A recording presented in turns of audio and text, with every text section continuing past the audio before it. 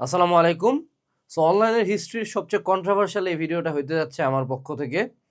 Controversial কারণ আমি নিজেই এই ভিডিওতে যা বলবো তার একটাও কখনো সাজেস্ট করি না, সাপোর্ট করি না। এই জন্য শুরুতেই লেখা আছে এই ভিডিওতে প্রসিড উইথ কশন এবং do not try this at home. এটাও নিজের বাসায় নিজের ট্রাই করার কোনো দরকার নেই। কারণ আজকের এই ভিডিওতে আমরা কথা বলবো ইঞ্জিনিয়ারিং বা বুয়েট প্রিপারেশনের জন্য তুমি কি কি বিদেশি বই বা ফরেন রাইটার্স পড়তে পারো। এটা নিয়ে অনলাইনে অনেকে অনেক কথা বলে, অর্থাৎ স্ক্যাটার্ড ওয়েতে কিছু বইয়ের নাম তুমি পাও, এই ভাইয়া এটা বলে, ওই ভাইয়া এটা বলে। আমার এই ভিডিওতে আমি সবগুলা নাম, ইভেন বইগুলোর কভার সহ তোমাকে দেখাই দিব এবং বইগুলো তুমি কেমনে পাবা সেটাও তোমাকে বলে দিব, ঠিক আছে? সো চলো আমরা শুরু করি। ওকে, তারপরে ভিডিওর লাস্টে কিছু জাতের কথা বলবো, সেটা একটু পরের কথা। প্রথমে আমরা চলে আসি ফিজিক্স। ও গোটা বাংলাদেশের সবচেয়ে প্রিয় সাবজেক্ট ফিজিক্স, ঠিক আছে? আলবার্ট অরিন্দম স্টাইন বাংলাদেশের সবাই হয়ে যায়। সো সেক্ষেত্রে আমাদের ফিজিক্সের জন্য যে ফরেন বইগুলা মানুষজন নর্মালি সাজেস্ট করে, সো প্রথম ক্যাটাগরিটা হলো কম্বাইন্ড, যেটা মানে অর্থাৎ হলো বিদেশি ফিজিক্স বই একদম পুরাটা। সো এখানে তুমি প্রথম যে বইটা পাবা, এটা আমিও পড়ছিলাম ছোটবেলায়, fundamentals of physics, Halliday and রেজনিক, ঠিক আছে? এই বইটা, এইখানকার যে প্রবলেমগুলো দেওয়া আছে এই বইতে, অর্থাৎ ম্যাথ যেগুলো দেওয়া আছে এগুলা খুব ভালো করে মজা পাবা। হ্যাঁ, আরেক দল বলে যে না, ওটা হচ্ছে ইউনিভার্সিটি ফিজিক্স। এই বইটার থিওরি মোটামুটি ভালো। বিদেশি বই মনে রাখবা সবসময় রাইটারের নামটা জানতে হয়। হ্যাঁ, ইউনিভার্সিটি ফিজিক্স ইয়াং এর ইউনিভার্সিটি ফিজিক্স, হ্যালিডে রেজনিকের ফান্ডামেন্টালস। হ্যাঁ, আরেকটা বই খুব ভালো, যেমন এইচ.সি. ভার্মার কনসেপ্টস অফ ফিজিক্স, এই বইটা পড়ে। এটা দুইটা বই আছে, 1 আর 2। ওকে, এই তিনটা বইয়ের তুমি চাইলে তিনটাই পড়তে পারো। এত তেল তোদের আমি জানি না। তুমি চাইলে একটাও নাও পড়তে পারো, ডাজন্ট ম্যাটার। আমার দায়িত্ব হলো নামগুলো বলে দাও। এরপরে হলো আইআইটি জেই, আইআইটির কোশ্চিন। সো আইআইটির কোশ্চেন, ফিজিক্সের কোশ্চেন ব্যাংক আছে চ্যাপ্টার ওয়াইজ, টপিক ওয়াইজ। এই কোশ্চেন ব্যাংকটাও অনেকে পড়ে, অনেকে সলভ করে। সো এই বইগুলো হলো কম্বাইন্ড, অর্থাৎ এখানে সব চ্যাপ্টার একসাথে আছে। এরপরে ফিজিক্সের আরেকটা ক্যাটাগরি আছে, যেটা হলো স্পেসিফিক কিছু চ্যাপ্টারের জন্য, যেমন ইলেকট্রিসিটি অ্যান্ড ম্যাগনেটিজমের জন্য মোটামুটি ফান্ডামেন্টালস অফ ইলেকট্রিক সার্কিটস, এটা হলো আলেকজান্ডার সাদিকুর বই। আর এ টেক্সট বুক অফ অপটিক্স, এটা হলো ব্রিজল্যাল, ঠিক আছে? সো এই বইগুলা, যে ফিজিক্সের যে বইগুলো মানুষজন সাজেস্ট করে না, এগুলো হলো তোমরা যখন ইউনিভার্সিটিতে উঠবা, যারা হলো ইঞ্জিনিয়ারিং পড়াবে স্পেসিফিক্যালি, বা অন্যান্য অনেক সাবজেক্টও পড়ায়, ফিজিক্স 101 নামে একটা কোর্স আছে। হ্যাঁ, ইউনিভার্সিটি ফার্স্ট ইয়ারের দিকের কোর্সগুলোতে এই বইগুলা থেকে সাধারণত স্যারেরা পড়ায় আর কি। হ্যাঁ, সো এই যে 5টা আমরা ফিজিক্সের বই জানলাম, এই 5টা তুমি তোমার কালেকশনে রাখতে পারো, ঠিক আছে? তোমার ব্যাপার, তুমি পড়বা কিনা তোমার ব্যাপার। এই গেল হলো ফিজিক্স। আচ্ছা, এরপরে চলে আসলো হলো কেমিস্ট্রি, ঠিক আছে?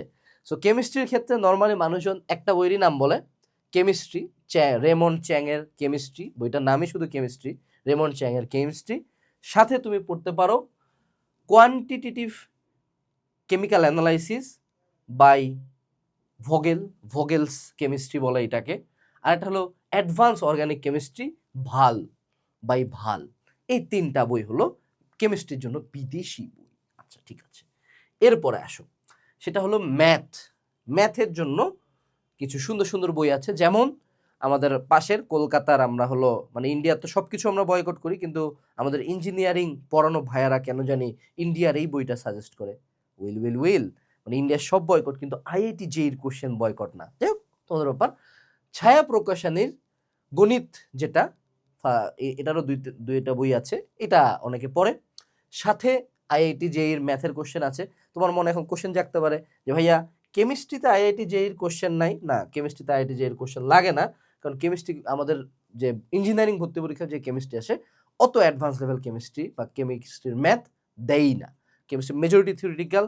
ওই হাজারি স্যারের বইকে যতই গালি দাও, হাজারি দিয়েই কভার হয়ে যায়, ঠিক আছে? সো আইআইটি জেইর ম্যাথ কোশ্চেন ব্যাংক কিনতে পাওয়া যায়।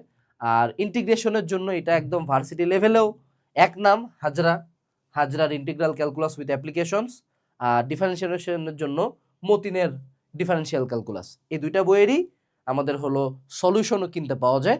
অবশ্যই সলিউশন কিনবা, ঠিক আছে?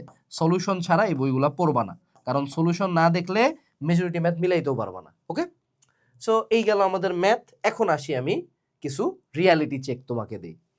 বলো দেখি যে এইখানে আমি এর আগে তোমাকে কয়টা বই দেখালাম? 4, 3 7, আর এখানে হলো 2 9, আর 4 13, 13টা বই তোমাকে আমি টোটাল দেখাইছি, ঠিক আছে? 13 বুকস, 13 ফরেন বুকস। বলো দেখি যে এই বইগুলোর নাম আমি কিভাবে জানি? আমি কিন্তু অনলাইনে সবচেয়ে অ্যাগ্রেসিভলি এই বইগুলোকে অ্যাটাক দিই। কিন্তু সবচেয়ে মজার কথা, এখানে যতগুলা বই দেখাইছি এভরি সিঙ্গেল বই আমি ইঞ্জিনিয়ারিং প্রিপারেশনের জন্য পড়ছি। বাট কেন আমি তারপরে অ্যাগেনস্টে? কারণ এই 13টা ফরেন বই আমার কোনো কাজে লাগে নাই, এক ফোঁটা কাজে লাগে নাই। এবং এমন বুয়েটে যদি আমাদের 1000 পোলাপান থাকে, হ্যাঁ, 1000 পোলাপানের মধ্যে তুমি 800 জন কাকে পাবা যারা কোনোদিন কোনো একটা সিঙ্গেল ফরেন বই পড়ে নাই,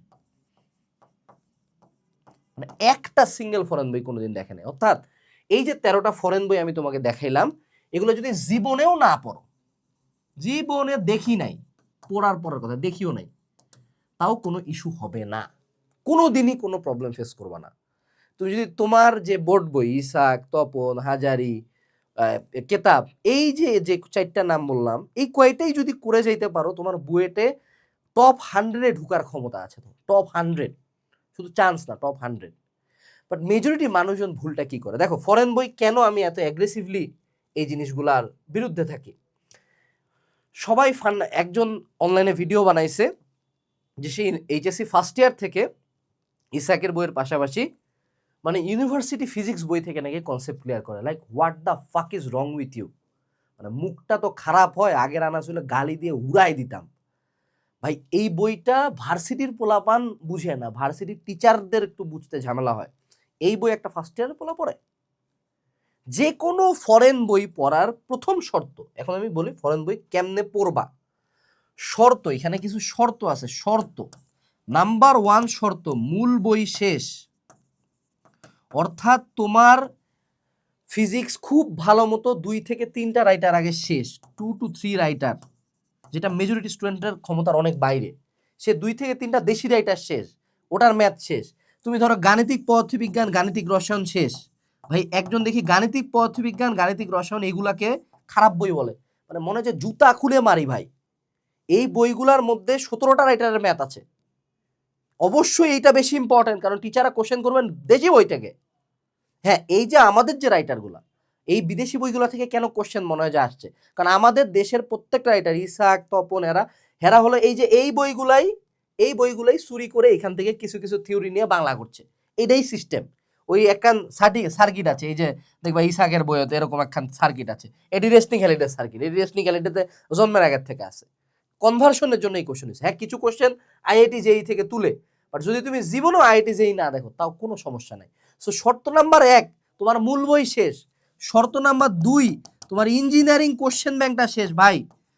the Bible of engineering preparation, এই যে কিউএনএ ইঞ্জিনিয়ারিং অ্যানালাইসিস, এটা হলো ইঞ্জিনিয়ারিং কোশ্চেন ব্যাংক। কি কোশ্চেন ব্যাংকের মধ্যে ওই চ্যাপ্টার ওয়াইজ থিওরি ঢুকায় দেওয়া। তো আগে নিজের ইঞ্জিনিয়ারিং কোশ্চেন ব্যাংক শেষ, মূল বই শেষ, মূল বইয়ের ম্যাথ করা শেষ, দেন অ্যান্ড অনলি দেন তুমি ফরেন বই টাচ করার একটা পারমিশন পাচ্ছ। বিষয়টা কেমন আমি তোমাকে বুঝাই বলি। যে ধরে নাও তুমি একটা ব্যাংক অ্যাকাউন্ট খুলবা, সে টু সে ব্যাংকে তুমি ভিআইপি অ্যাকাউন্ট খুলবা। তুমি যাই বললেই কিন্তু তোমাকে ভিআইপি বানাই দিবে না, তোমাকে একটা সার্টেন অ্যামাউন্ট অফ টাকা ডিপোজিট করে দেন ভিআইপি হইতে হয়। ঠিক তেমনই এই বইগুলো টাচ করার জন্য তোমার একটা সার্টেন অ্যামাউন্ট অফ যোগ্যতা অর্জন করার লাগে। তুমি যদি কোনো কারণে নিজের মূল বই না পড়ে এই বইগুলা পড়ো,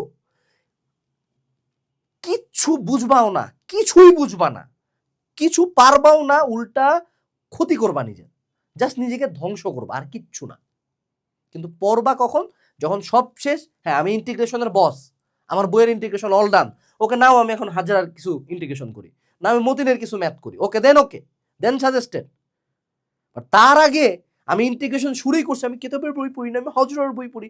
এই নাটকগুলো যারা করে এরা কেউ বুয়েটের বারান্দায়ও যায় না, এটাই বাস্তবতা। সো ফরেন বই কেন আমি এত ডিসঅ্যাপ্রুভ করি? রিজন হলো তোমরা এই দুইটা শর্ত না মানে আগে জানতো।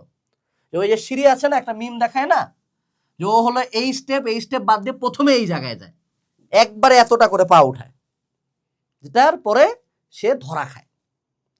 এটা হলো ফরেন বই। আর আরেকটা বিষয়, সেটা হলো ফলো ইওর সিলেবাস। মানে কি, যেমন ধরো তুমি যখন, আমি ব্রিজ লাইনার অপটিক্স বইটা আমার খুব পছন্দের ছিল, আমি কিছু থিম এখান থেকে ক্লিয়ার হয়েছি, নট গানা লাই। ব্যতিচার, অপবর্তনের এবং সমাবর্তনের বেশ কিছু থিম ওই বইতে খুব সুন্দর দেওয়া আছে, যেটা আমাদের বইয়ের ভৌত আলোক বিজ্ঞানে দেওয়া নাই। কিন্তু এর বাইরে তুমি যে এই যে ছবিটা দেখতে পাচ্ছ না, এটা হলো Newton Rings experiment. Newton Rings মানে কোনো এককালে রুয়েটে না কোন জানি একটা জায়গায় একবার আসছিল আর কোনোদিনই আসে নাই, কারণ এটা আমাদের বইতে নাই। সো তোমার এখন নিউটন রিংস পড়ার দরকার নাই। অর্থাৎ এই ব্রিজ লাইনার অপটিক্স বইটা এত মোটা, এগুলো এক একটা বই মানে ধরো এরকম হাদাম সাইজের, এরকম সাইজের বা এর চেয়েও বড়। তুমি পুরা বই কখনো পড়তে পারবা না, শেষও করতে পারবা না। তুমি যেটা করবা, যে তোমার যে সিলেবাসটা, ধরে নাও তুমি পড়তেছো সে টু সে যে সংঘর্ষ পড়তেছো, ঠিক আছে, তুমি সংঘর্ষ খুঁজে বের করো ওখানে। চ্যাট জিপিটিকে বলো, চ্যাট জিপিটি তোমাকে বলে দিবে যে সংঘর্ষের বা ইংলিশ এটা, এই টপিকটা এই বইতে এই নামে আছে। তুমি জাস্ট ওইটুকু পড়ো, ওইটা রিলেটেড প্রবলেমটা সলভ করো, not the whole book, don't read the whole book. এক আলেকজান্ডার সাদিকুর মধ্যে এখানে থেভেনিন নর্টন আছে, ডেল্টা ওয়াই আছে, ম্যাশ অ্যানালাইসিস আছে, কারশফের লয়ের অ্যাডভান্স পার্ট আছে, এগুলা কিছু লাগবে না। তুই কেসিএল কেভিএল এটা রিলেটেড ম্যাথগুলা কর, এখান থেকে কিছু সার্কিট আছে সুন্দর সুন্দর কঠিন কঠিন, ওই কঠিন কঠিন সার্কিটগুলো সলভ করো। বাট তোমার থেভেনিন নর্টন ডেল্টা ওয়াই পড়ার দরকার নাই, এরা ছাড়াই তুমি পার হয়ে যাবা। ঠিক আছে, পড়লে পড়তে পারো, তোমার ব্যাপার বাবা, তোমার ব্যাপার। I can not stop you, but পদ্ধতিটা বলে দিলাম। প্রত্যেকটা বইয়ের রিমেইন অন ইওর সিলেবাস, তোমাকে তোমার সিলেবাসের মধ্যে থাকতে হবে, এর বাইরে যাওয়ার কোনো যৌক্তিকতা বা কোনো গেইন এখানে নাই। এখন কথা হলো যে এই বইগুলা তুমি কোথায় পাবা? এই বইগুলা তুমি সিম্পলি, এগুলা বই তুমি নীলক্ষেতের যে কোনো দোকানে যায় পাবা, কারণ এগুলো ভার্সিটির পোলাপান ওখান থেকে কিনে। নীলক্ষেতের যে কোনো দোকানে তুমি প্রিন্টেড কপি বইগুলার পাবা, অথবা তুমি অনলাইনে এই বইগুলার পিডিএফ পাইতে পারো, অনলাইন পিডিএফ। তুমি চাইলে তুমি আমাদের যে ফেসবুক গ্রুপটা আছে সেখানে জয়েন দিতে পারো। সেখানে জয়েন দিলে আমি দেখছি, চিন্তা করছি কয়েকদিন পরে আমি তোমাদেরকে এই বইগুলোর সুন্দর পিডিএফ যে কটা আমি পারি ম্যানেজ করে দেওয়ার চেষ্টা করব। But personally I don't suggest যে একবারে 13টা বই কিনো। তোমার যেই সাবজেক্টটাতে মনে হয় যে না আমার একটু ইন্টারেস্ট আছে, আমি একটু বেশি জানতে চাই, শুধুমাত্র সেই সাবজেক্টের 1-2টা বই কিনতে পারো। ওকে, সো অনলাইনে এরকম কোনো সোর্স ছিল না যেখানে আসলে একসাথে এত সুন্দর করে বইগুলো দেখাইছে। আমি এই ভিডিওটা বানাইছি। এখন আমি তোমাকে আরেকটু কাজের কথা বলি। দেখো, তোমরা যারা ইঞ্জিনিয়ারিং প্রিপারেশন নিচ্ছ, ইঞ্জিনিয়ারিং প্রিপারেশন নিবা, তোমার প্রথম যে কাজটা করা উচিত, এইচএসসির পড়ার সাথে সাথে নট ফরেন বই সাথে অ্যাড করে পড়া, সিম্পলি ইঞ্জিনিয়ারিং কোশ্চেন ব্যাংক শুরু থেকে পড়া। এখন আসলে হলো আমাদের প্রমোশন পার্ট। এখন ইঞ্জিনিয়ারিং কোশ্চেন ব্যাংক অর্গানাইজড ওয়েতে কোন জায়গায় আছে দেখো, যারা আমাদের একাডেমিক টু অ্যাডমিশন কোর্সে আছো, এই একাডেমিক টু অ্যাডমিশন কোর্সে দেখো engineering question bank solving class শুরু থেকে আলাদাভাবে দেওয়া আছে, একদম আলাদাভাবে শুরু থেকে দেওয়া আছে সুন্দর মতো। Engineering question bank solving class, তুমি ধরো কোনো একটা চ্যাপ্টার করলা, ভেক্টর একটা ক্লাস করলা একাডেমিকের, তারপর তুমি ভেক্টর একটা engineering question bank solving class দেখো, ওইখানেই বেশ অ্যাডভান্স প্রবলেম পাবা, অ্যাডভান্স ম্যাথ পাবা, অ্যাডভান্স থিওরি ওখানে হয়েই যাবে।